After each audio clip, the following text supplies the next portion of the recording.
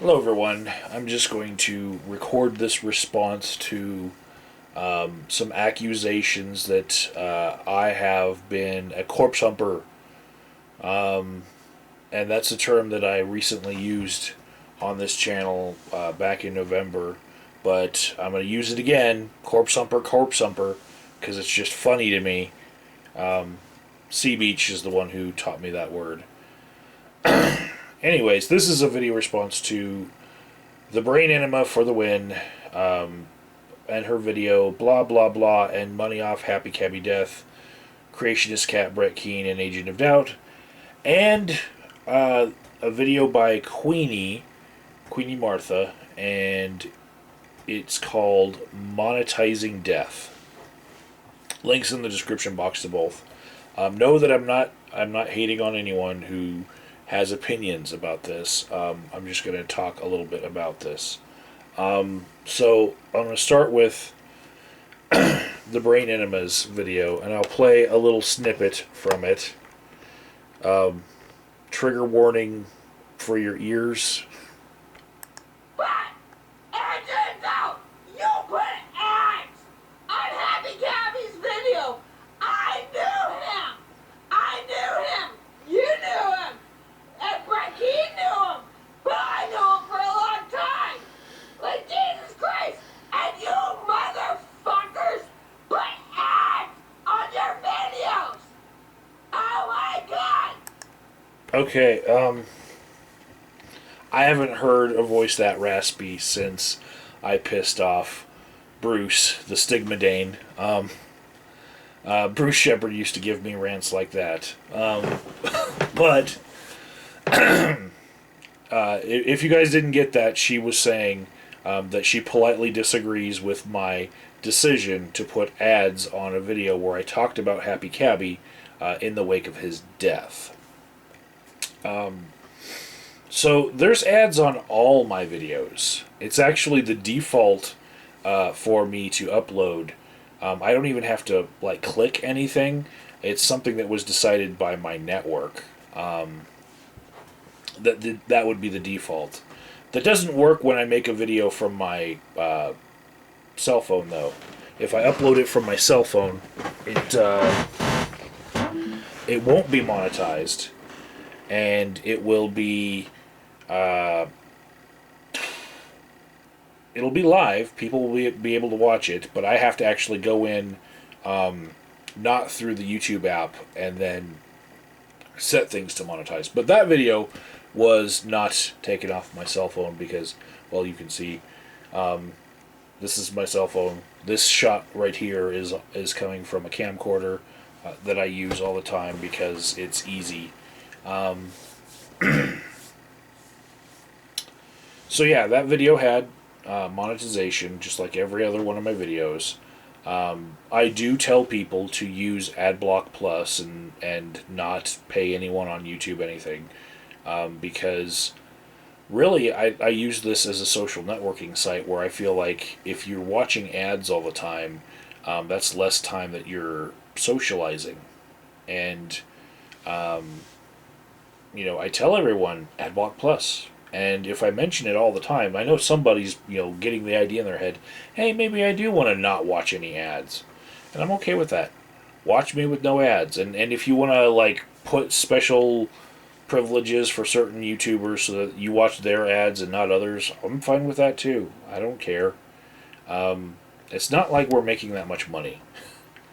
In fact, I give more money to YouTube charities than I actually make on YouTube. And that has been the case for 6 years of this channel. So yeah, I had my ads on the video as soon as I made it. I didn't even give it a second thought until I saw this video from the Brain Enema. And I saw her argument. I took the screaming aside, and I just looked at the argument, and I said, I disagree. And 2 videos earlier, she had uploaded a video, and she was already talking about Happy Cabby, and she said, Brett Keane you're Happy Cabby's friend, or so you say in your video, and you're monetizing this video about him, and that's wrong. Well, when I saw that video first, my immediate reaction was like, "Wow, whew. It's a good thing that I wasn't Happy Cabby's friend, because then you'd think that I was wrong for having ads." But then, I guess anyone now, as of that video, anyone who put ads on their Happy Cabby videos, they were in the wrong. Um, that's an opinion. Also, I didn't search my own channel for every video where I ever talked about Happy Cabby, and then monetize all of them. That could, if you're going to take this a little bit further, in the wake of Happy Cabby's death, people are going to be searching his name, Happy Cabby, Happy Cabby, and everyone who ever made a video about Happy Cabby is going to get a boost in views, and that will be something that they will benefit from monetarily.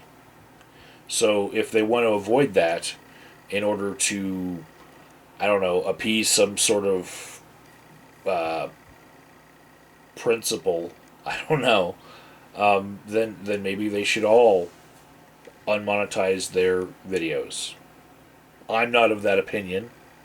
I have a couple of videos about Happy Cabby that are probably going to gain in popularity in the coming month, and I might get a buck or two, and I don't care.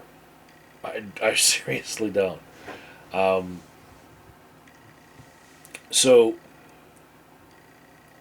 I found it strange, even more, that it's this death that we're talking about, the morals that we're trying to have collectively about, whether or not to monetize a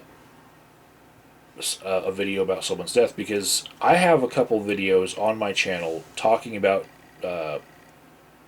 someone's recent death that no one said anything of this sort about. And one of them was about Scott Weiland, lead singer for Stone Temple Pilots and the Velvet Revolver. And one of them was about Peter Steele from Typo Negative. I have another video where I talked about some other dead YouTubers, and this is the one. This death is the one where someone has finally said, "Hey, you monetized that video where you talked about someone who's recently dead." I don't even see that as the bigger issue as far as my video was concerned. I would say that I broke the taboo of speaking ill of the recently dead. And that's a far bigger social taboo for some people, than whether or not you monetize all your videos and you're going to get $2 from all of the views you're getting on that video. And a couple of people in my comment section did say, "Wow, you're harsh. Why do you hate him so much? Just drop it. He's dead already." They didn't go through what I went through. But some people have been of a different humor about it. Let's just look at this comment from Paul Hartley. He's the guy who does the Literally Genesis series. He left a comment on my Weekly Flags recap video, and he said, "Happy Cabby has died, and the Weekly Flags recap is down to just 6 minutes long."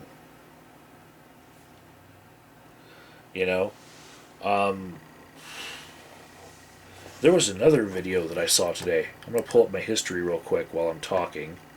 And, yeah, I will... this blew me away. Somebody was making a joke about how Happy Cabby's last video was about him saying that he's not going to come back on to YouTube unless he's significantly skinnier. And this person spliced that footage of him saying that with footage of a crematorium, of ashes being created of a corpse. Let's see. And I think I tweeted it out.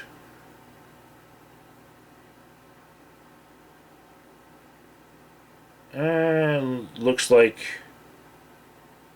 it might have been removed from YouTube. Crap. Sorry, guys. But yeah, I tweeted it out.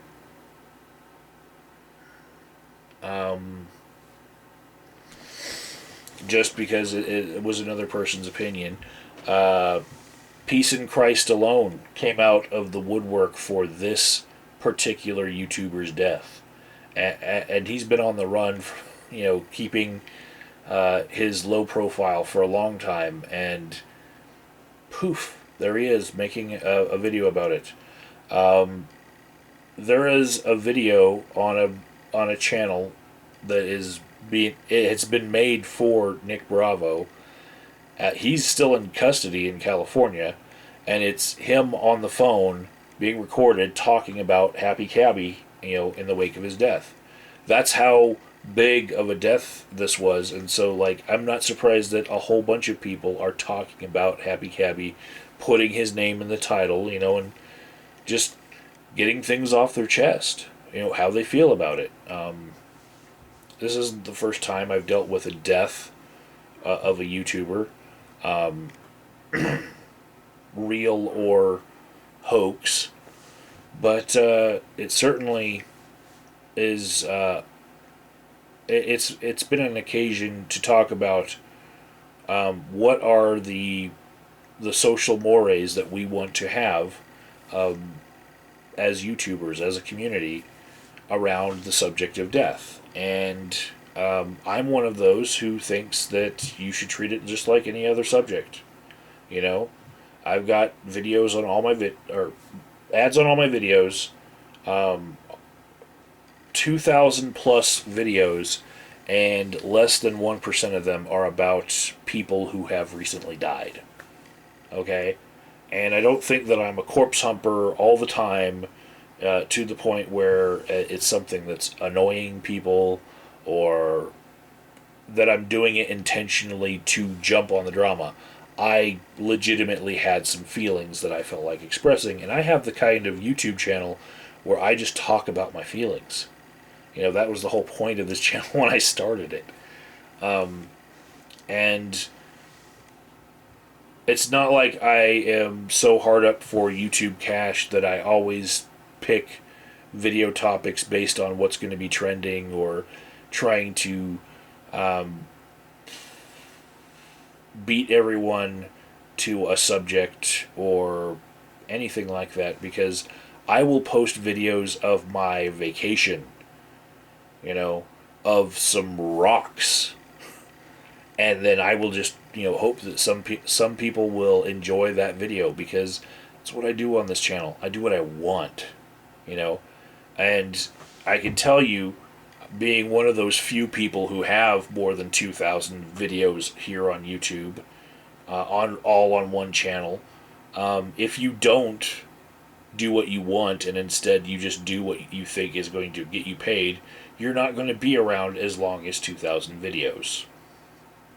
It's a general rule. If you don't do what you're liking, you're not going to stick around. And as far as Queenie's video about monetizing death, she asked a separate question about this. She said, what about those channels who just talk about death in general? What about just, those people who monetize the subject all the time? And that would be, in my household, that would be fucking Rob Dyke. Okay? Rob Dyke is my girlfriend's favorite YouTube channel. Not mine. No, when we're downstairs and she wants to watch some YouTube on my Chromecast and she hijacks it with her phone, What are we watching? Rob fucking Dyke. Okay? And what does he talk about? Places that are haunted because a whole bunch of people or some special people died there, or serial killers, right? His whole fucking channel is built on that.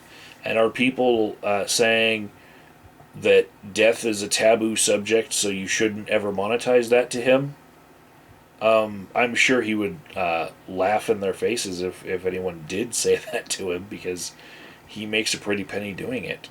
He even has little meetups about the subjects, and his channel has blown up.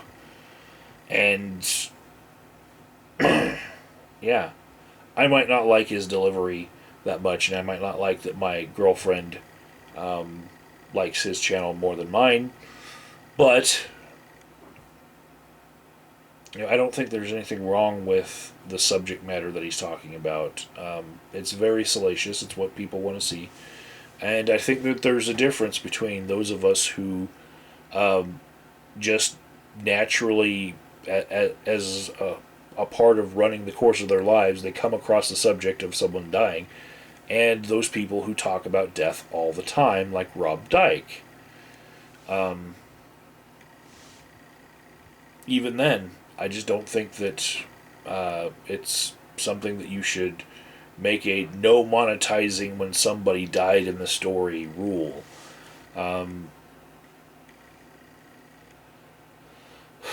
But I do appreciate the discussion, and I don't mind that the Brain Enema is impassionate about this, because she felt close to the person who was being talked about after he died. I don't mind Queenie Martha talking about it. Maybe one day we'll have a different set of morals and principles about this, but for now, I'm okay with what I did. I'm okay with what anyone else did in the wake of this.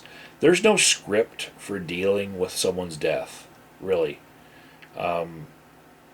There, there are people who will put forth the stages of grief, and point out that somebody's trapped in this stage or that, and oh look, they skipped this stage and went right to that. There's no fucking script, okay? You just deal with it as it comes. Later, guys.